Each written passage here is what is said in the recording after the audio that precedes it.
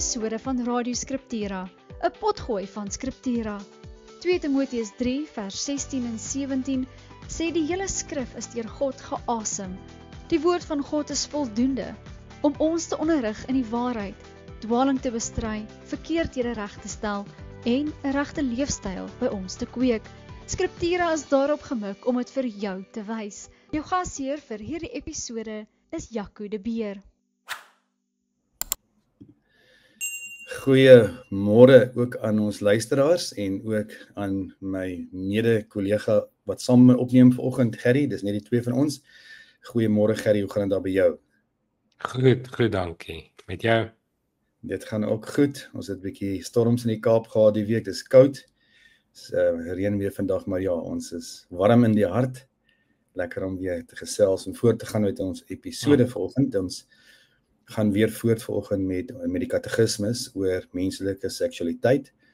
Ons is nou by episode 5 vanoggend. Ons is nou by die tweede deel van die katekismes. Die katekismes het ons al reeds gesê is baie opgedeel soos die Heidelbergse katekismes.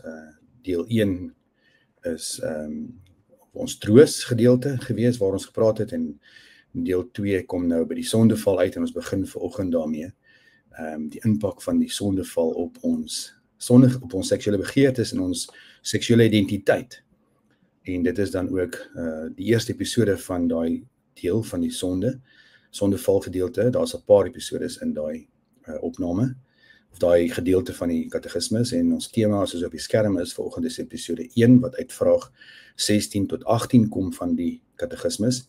Die leuen van die slang en die verwringing van ons begeertes. Ja, waar dinge begin verkeerd gaan. So Gerry, wat ons gaan doen is, ons het 3 punte waarna ons gaan kyk. Vraag 16 en dan ook vraag 17 en dan ook vraag 18. En ek gaan met elke punt gaan ek vir ons die katekismes lees. So ons gaan nou begin met die eerste een, vraag 16.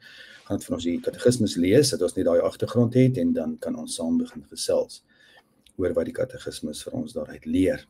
So kom ek lees vir ons eerstens vraag 16 as begin. Vraag 16 vra, met watter leuen het Satan ons eerste ouers in die tuin versoek? En dan antwoord dit, Satan het gelieg oor die goedheid van God se skepingsorde. Hy het God as beperkend en onderdrukkend voorgehou en ons eerste ouers het gekies om sonde te doen, deur aan die begeerte om gode oor hulle eie lewens te wees, wat hulle eie lewenspad bepaal, toe te gee. En die belangrike skrifverwysing daar dan is Genesis 3 vers 1 tot 17, die sondeval, ook Johannes 8 vers 44, waar Jesus sê vir die fariseërs, die Satan is julle God, die God dan ook van julle begeertes, en 1 Johannes 2 vers 22 wat sê, as jy agter jou sondige begeertes aan leef, dan is jou God die duiwel en sy leiding. So, dis waar ons begin, Gerry, ons eerste punt waar ons bietjie wil gesels, is Satan se groot leuen. Hy het gelieg oor die goedheid van God se skepingsorde. Ja, kyk, ek dink, ek val jou in die rede, iets wat ons net moet besef is, dit is sy groot leuen aan die begin, maar hy is so kreatief soos 'n bougrond, sy leuen bly maar dieselfde, dieselfde aanslag waarmee hy vandag kom. Ja, ek kan miskien net so 'n bietjie vir ons Genesis 3 vers 1 tot 7 lees, laat ons bietjie kan in fokus op daai sondeval en hoe het dit ons begeertes beïnvloed.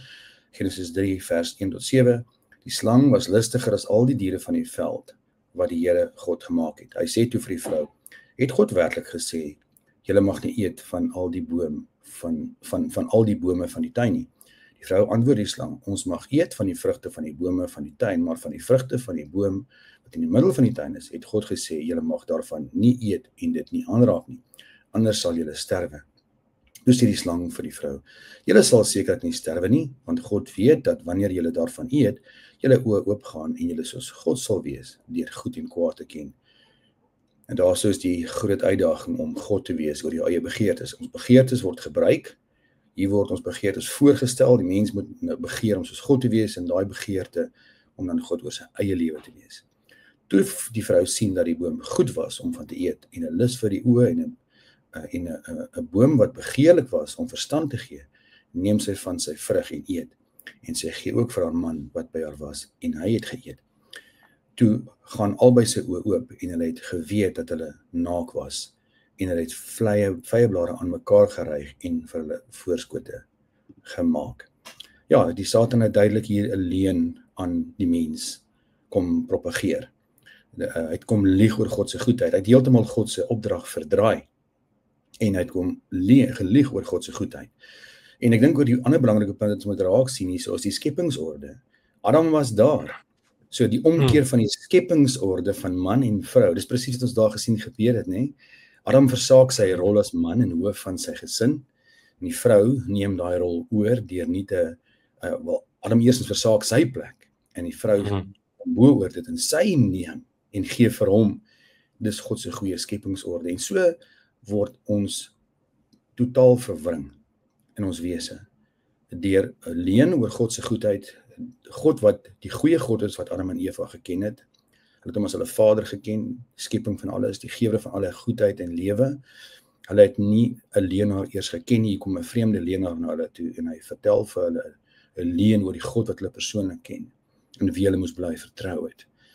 En hulle betwyfel sy goedheid. Hulle glo nie in sy goedheid nie. Hulle glo 'n leenaar wat op die toneel verskyn. En dan die skepingsorde. Adam versaak sy rol om vir sy vrou te sê: "Nee my vrou, ons ken God, is 'n goeie God. Ons weet wie hy is, hy het ons gemaak.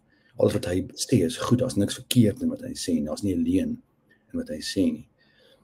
En hy moes daar sy vrou beskerm het. Ja, en dis waarom die Here toe na die sondeval vir Adam opgesoek het. Dit is opmerklik om te sien, as ons nie hierdie gaan onthou nie, maar beide Adam en Eva het hulle rolle versaak wat die Here gegee het. En na die duiwel se leuen geluister en sy leuen wat begin het by God se woord, het God regtig gesê. Kyk maar na meeste van sy leuns vandag in die stryd wat op soveel plekke gevoer word, gaan oor die duiwel wat direk die Here se woord aanval en die Here afmaak as hierdie een wat ons onderdruk en beperk, sonder hom sal ons vry wees. En dan in plaas van na God se woord wat goed en reg is luister die mens na die leuen. So daar gaan nooit iets goeds van die duiwel afkom, hy gaan altyd met hierdie leuen kom. Ja, en ek dink dit is 'n belangrike punt, want dit lei ons in ons tweede onderpunt in hierdie gedeelte in, is hoe God voorgestel was. En dit is nogal kern van die LGBTQ beweging vandag. Die LGBTQ beweging vandag stel 'n vrye denke en vry van begeerte voor. Die mens moet absoluut sy eie begeerte uitleef. 'n Verabsolutering van jou begeerte, dat elke begeerte wat in die mens opkom, is rein en moet die vryheid hê om gevolg te kan word.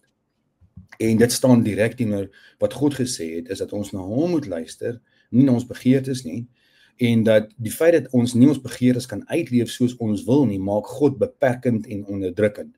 Dis baie van die argumente vandag teen God is, hierdie God van julle is, as ek dit in die Engelse slangtaal kan sê, is 'n spoil sport. Hy wil ons van ons vryheid en van ons genot in die lewe ontneem.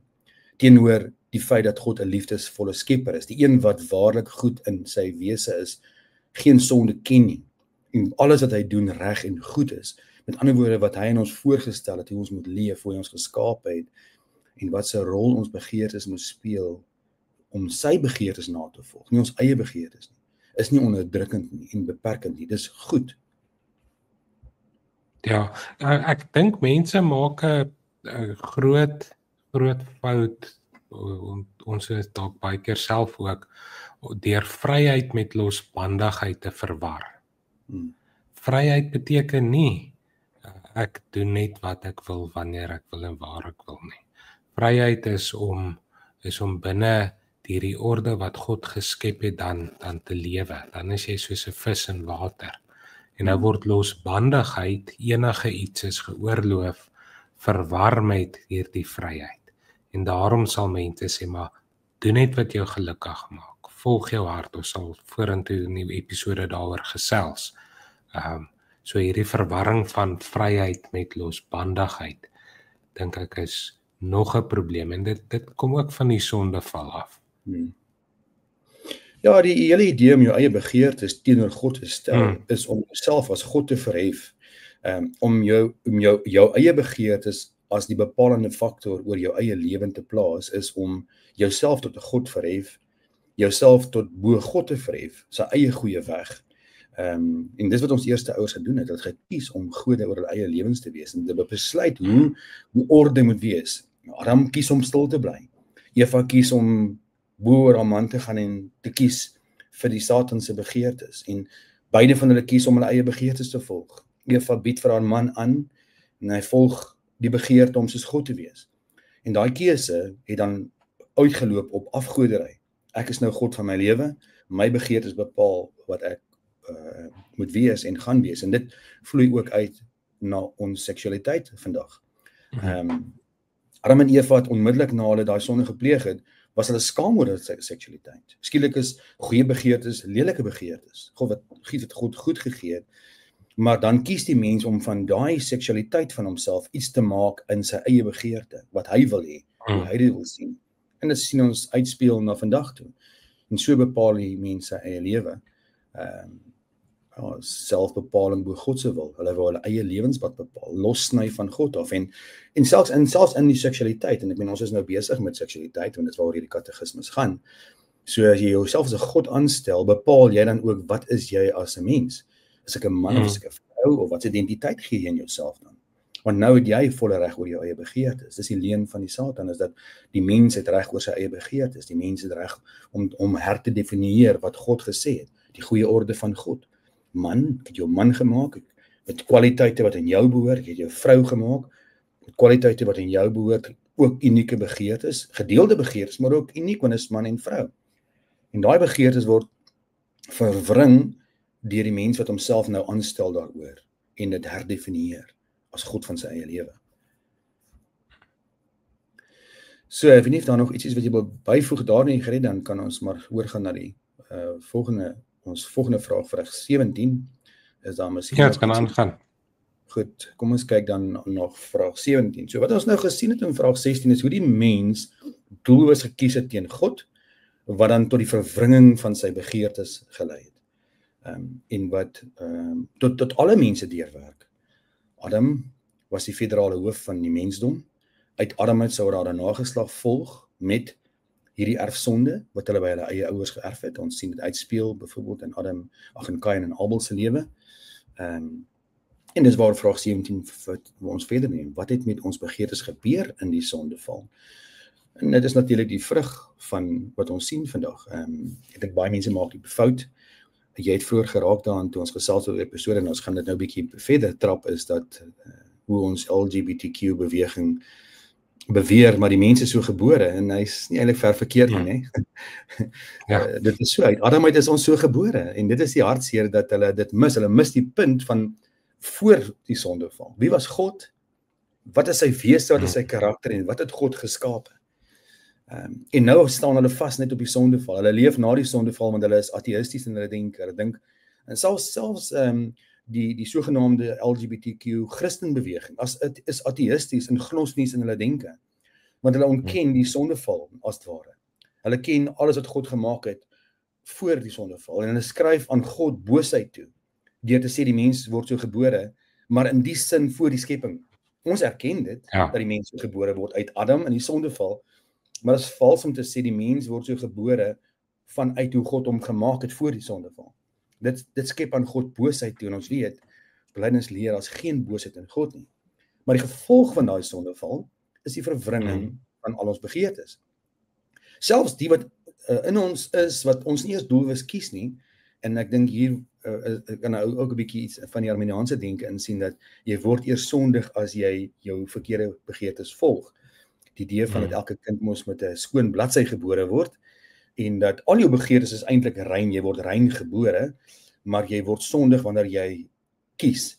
Ons sê nee, vanuit die Bybel leer ons dat die mens, soos Dawid in Psalm 51 vir ons leer, uit sy geboorte uit, in sonde is ek ontvang, met al my begeertes. elke begeerte van die mens is besoedel, selfs die goeie begeertes, is besoedel met die sonde, want selfs die goeie wat ons doen, begeer ons selfsugtig vir onsself. Ons kry 'n hoogmoedige gevoel as ons vir iemand iets goed doen. Selfs dit is sonde. So, dit is duidelik dat ons dit moet sien, want daarin moet ons verlossing by God gaan soek vir ons volle menswees. Nie net vir die sogenaamde sondige begeerte in my nie. Ja, ek dink ons sal regtig goed doen, nie net oor die seksuele nie, maar oor elke deel van die mens en die mens se lewe om mooi te besef wat alles met die sondeval gebeur het. Dit is nie net 'n klein dingetjie nie, dit is nie net sekere dele van ons menswees wat dan in die sonde gestort is nie. Ek het nou verwys na Psalm 51. Dit gaan nie net oor wanneer die mens gebore is, dan is hy eers sondig nie. Sal in sy moeder skoot, dis hoe mooi dit daar op Psalm 51 staan, met sonde besmet. En dit raak elke deel van ons wese. Dis waarom ons hierdie verskriklikste siektes ook sien, maar om te kan besef, die sondeval het gemaak dat alles verdraai word. En die sondeval het dan gemaak dat ek nie my eie hart eers kan vertrou nie. Dis wat Jeremia 17, die mens se hart is bedrieglik. Dis nou nie die gewilde Jeremia 29 wat sê wel ek beplan vir jou voorspoed, wat mense in elk geval verdraai weens hulle sondige begeertes nie. Maar om te kan weet, maar ek kan eers my eie hart vertrou nie. Daarom het ons Here Jesus ons geleer om te bid, laat U wil geskied. En as ons dan die katekisme se verklaring daarin gaan kyk, dan vra ons met hierdie bede, maar laat ons afsien van ons eie begeertes en lewe volgens U begeertes of U wil wat alleen goed is. So selfs die gelowige, die persoon wat al herstel is in die Here, sit nog met hierdie stryd teen die sonde en ons begeertes wat soms nie is soos God dit wil hê nie. En dit trek ons terug na die sondeval toe.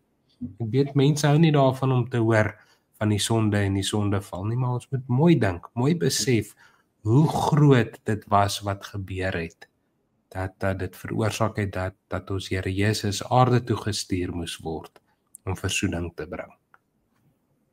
Ja, soos ek na jou geluister het en waar ons nou is daar twee groot dinge wat vir my uitvloei uit wat jy gesê het. Die eerste ding is die regte begrip van die sonde van ons hart.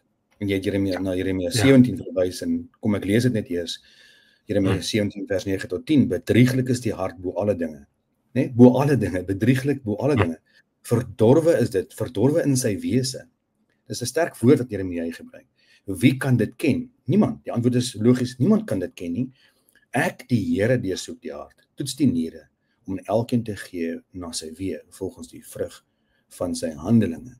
En dit is wat ons ook in Efesiërs 2 sien. Die mens is dood in sy sonde. En daai woord dood daar is kadaverdood, dis nie half dood of jy's half goed en jy's half goed en half sleg nie, so jy kan 'n goeie keuse maak soos die Arminiane vir ons leer. Jy moet net reg kies nie, dit hang van jou keuses af nie. Dit is nie wat die Bybel vir ons leer nie. Ons praat hier van 'n radikale verdorwenheid. Soos Jeremia ook vir ons sê, verdorwe in sy wese. En wie kan dit regtig verstaan? As God nie ons van buite af kom ondersoek en ons sonde ontbloot nie. En dit stel in ons dat ons in ons die volle omvang van ons begeerte, ingeneigde neiging tot die sonde het. Paulus, jy het verwys na daai stryd van Paulus, praat in Romeine 7, hy sê ek het die stryd nog steeds in my. En daar praat Paulus van homself as 'n Christen. Hoe worstel hy? Hy sien die goeie in hom en waar deur die Gees gelei met die nuwe lewe, maar hy sien ook hierdie slegte in hom wat hy sê nog steeds daar leef, nê? En so dit sê ook vir onsself nou dat ons Christen is die tweede punt, en dit is dat ons moet verstaan dat ons hierdie verwronge begeertes nog steeds het, maar God dan soos Paulus eindig met Romeine 7 begin 8 deur Christus se opstanding, deur die krag van die Gees kan ons onder oorwinning leef. As ons dit bietjie terugbring na die seksualiteit toe, dan is dit juist dit wat vir ons sê dat die idee dat ek nou as 'n vrou kan trou met 'n ander vrou of 'n man met 'n ander man en my begeertes is reg, wys vir ons dis verdorwe in sy wese, dis teen God se skepingsorde, dis teen God se goeie skepping. Dit het sy oorsprong in die sondeval. En al hierdie, ek meen ek het nou redig gehoor dat Facebook sê nou jy het ek weet nie hoeveel 17 of 20 of 30, kan nie getal onthou nie, genders wat jy kan kies as jy vir jou profiel oopmaak. So jy is absoluut uitgelewer aan jou eie begeertes. En dit wat die Bybel vir ons leer in hierdie gedeelte en in hierdie vraag is dat ons is verdorwe in ons wese. Daai begeertes, daai sogenaamde begeertes van al hierdie verskillende geslagtlikhede en toelating van begeertes sien, vrye teels in jou eie seksuele begeertes sit kern tot die verdorwenheid van die mens. En sonder dit, daai begrip van dit, sal mense nie op 'n pad van die genesing gaan om hulp te gaan soek by die verlosser daarvoor nie. En dis belangrik. En dis hoekom dit so belangrik is dat die katekismus vir ons hierdie gedeelte van die sondeval uitwys. Gaan jy nog iets ek wil net beklemtoon wat jy genoem het ook. As ons gered is, beteken dit nie alles is nou maklik en lekker nie. Beteken nie die stryd is verby nie. Ons is opgeroep tot 'n lewe van stryd teen die sonde, 'n lewe van selfverloninge, 'n lewe van daaglikse bekeringe soos ons belydenisstaal wil gebruik. Ja, ons stry as oorwinnaars. Christus is ons oorwinnaars, maar ons hou aan stry. En baie keer op baie vlakke, ook op die seksuele, kan mense maar nou net sê, wel ek is nou gemaak om vry en gelukkig te wees, volgens my definisie. So ek gaan nou die weg van die minste weerstand volg, sodat daar glad nie stryd is in myself nie. Ja, eerder as hierdie besef, maar ons is gemaak na God se beeld. Ons het gesondig, is in die sonde geval. Hy het ons gered en vernuwe om vir hom te lewe en ons opgeroep na hierdie stryd om al hoe meer te word wat ons in Christus is. Ja, Gerry, ek besef nou net, ek het vergeet om vraag 17 te lees, so ek gaan hom nou lees en ons luisteraars moet nou maar wat ons reeds gesê het, terugsit in Simba uit. En dan gaan ek daarna vraag 18 lees en dan praat ons oor vraag 18. So kom ek lees gou vraag 17 en dan kan ons luisteraars ten minste 'n koneksie maak tussen wat ons reeds gesê het. So vraag 17 het gesê, wat het met ons begeertes gebeur in die val van ons eerste ouers, Adam en Eva in die paradys? En dan antwoord dit, al die begeertes van die menslike hart, selfs die wat nie doelbewus gekies word nie, het verwring en gevalle geword onder die sonde van ons eerste ouers. Hierdie begeertes kan nie vertrou word nie, aangesien ons nou 'n natuurlike geneigtheid het om deur sonde gedrifte gelei te word. Ja, so in Romeine 7 is 'n verwysing in die katekismus Romeine 7 vers 14 tot 25 en ook Jeremia 17 vers 9 en 1 Johannes 2 vers 16 is 'n verwysing en daar's 'n paar ander ook nog in hierdie vraag. So ja, ons luisteraars is welkom om terug te verwys daarna. Ek wil net noem op hierdie punt, ja, julle kan die katekismus gaan aflaai op ons webtuiste. Dit is daar gaan onder publikasies en daar sal u die boek sien en dan kan u ook in die toekomstige episode saam met ons volg. So vraag 18 nou, Gerry sê, maar het God ons nie geskaap om gelukkig te wees wanneer ons begeertes navolg nie? Die antwoord is, toe God ons geskaap het, het hy ons heilig en gelukkig gemaak. Maar toe ons egter die leuen van die duiwel geglo het ons onsself van hierdie geluksaligheid beroof deur ons sondige begeertes te gehoorsaam. En die skrifverwysings hier wat hieruit kom is Genesis 1 vers 31, Psalm 8 vers 6 tot 9 en ook Genesis 3 vers 6. So ja, dit is wat gevolg het na ons die sondeval gevolg het. Ons voorouers gedink ons kan uit ons eie hartsbegeertes geluk vind.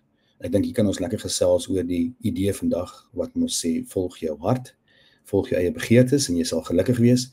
En dis dan die groot vraag wat vraag 18 vir ons vra. Is ons nie veronderstel om gelukkig te wees as ons hartsbegeertes volg nie?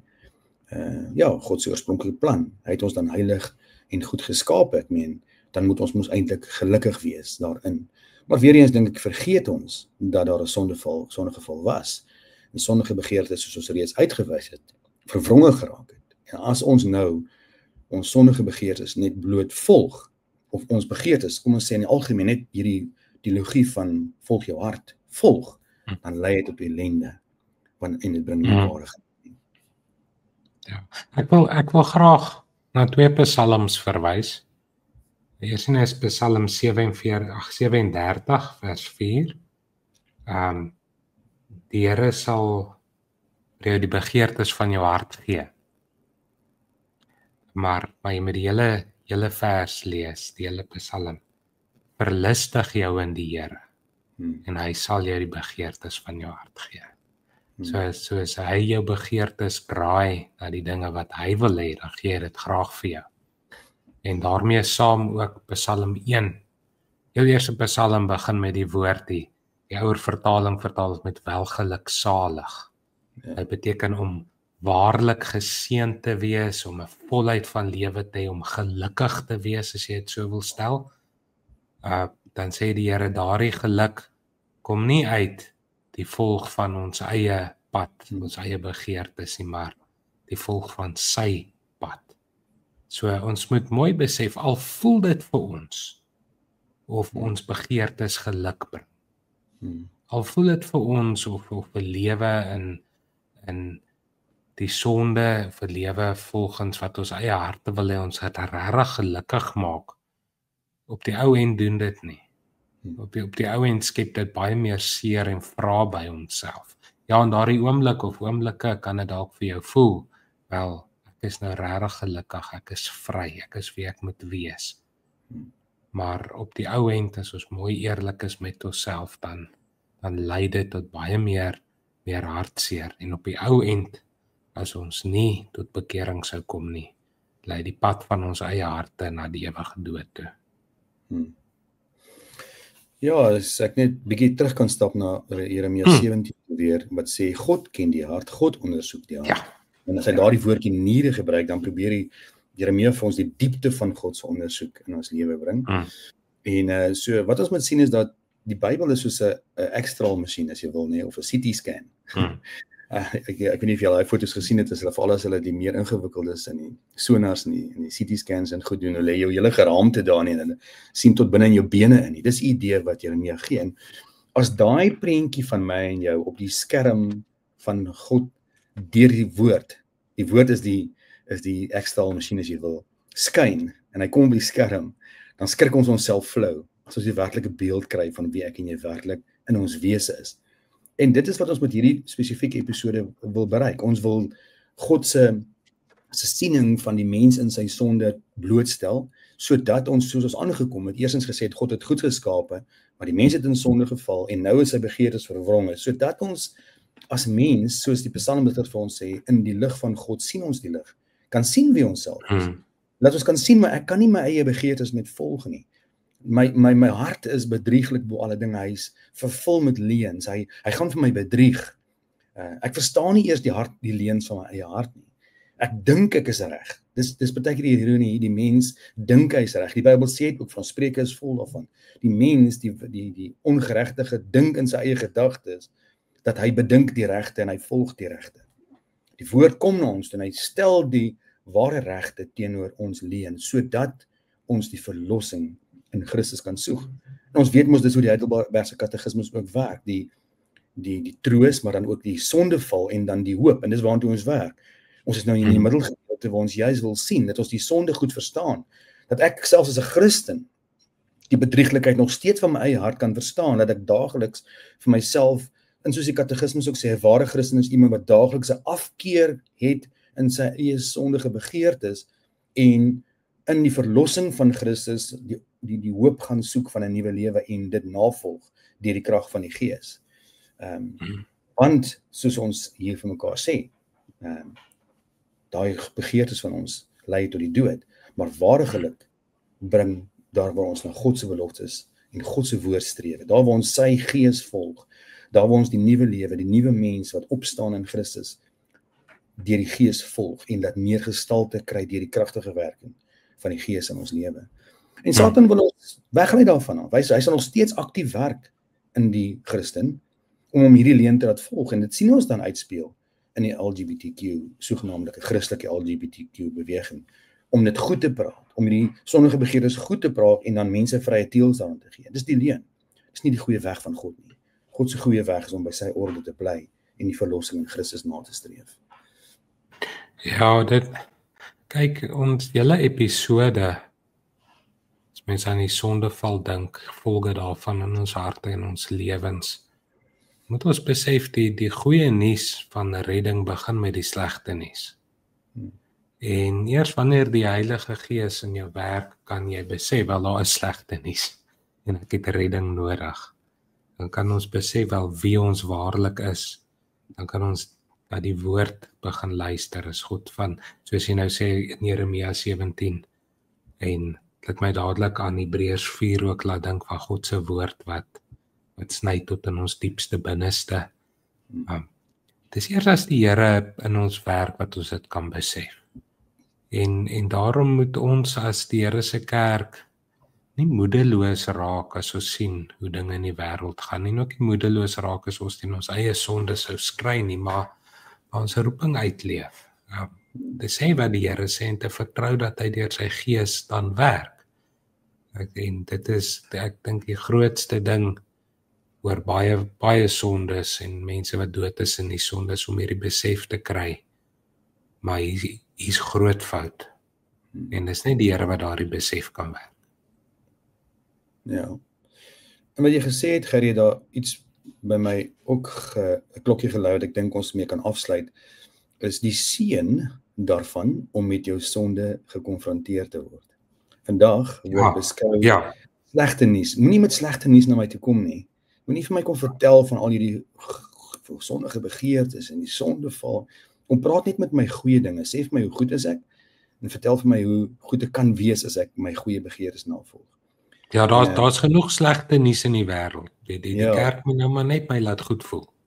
Ja, en daar's baie keer hierdie idee as die Bybel praat oor die radikale boosheid van die mens en God se oordeel daaroor, dat dit dis slegte nuus, moenie baie preek daaroor, moenie baie praat daaroor nie, maar dis 'n troos, Gerrie, dis 'n seën om dit te weet, want nou kan ek die ware toestand van my lewe sien en ek kan na die verlosser gryp. So kom ons deel 'n paar laaste gedagtes daaroor ter afsluiting en dan sluit ons op hierdie noot af met ons episode. Ek weet nie of jy 'n bydrae wil maak daaroor nie.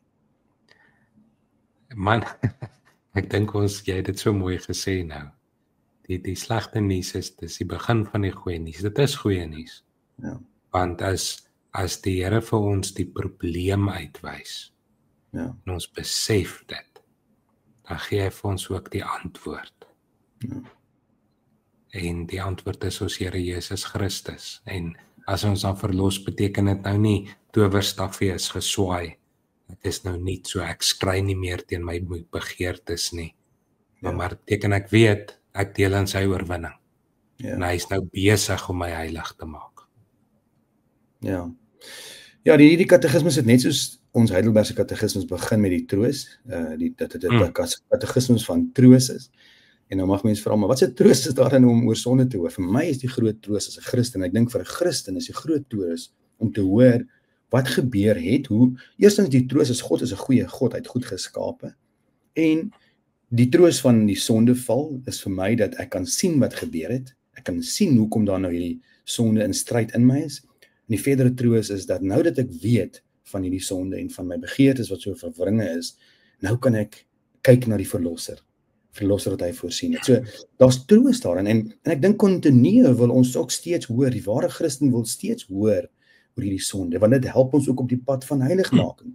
Ons leer om meer en meer weg te draai, uit dankbaarheid natuurlik, nie wettisisme of legalistiek nie, ons leer om meer en meer uit dankbaarheid nou weg te draai van ons verwronge begeertes af.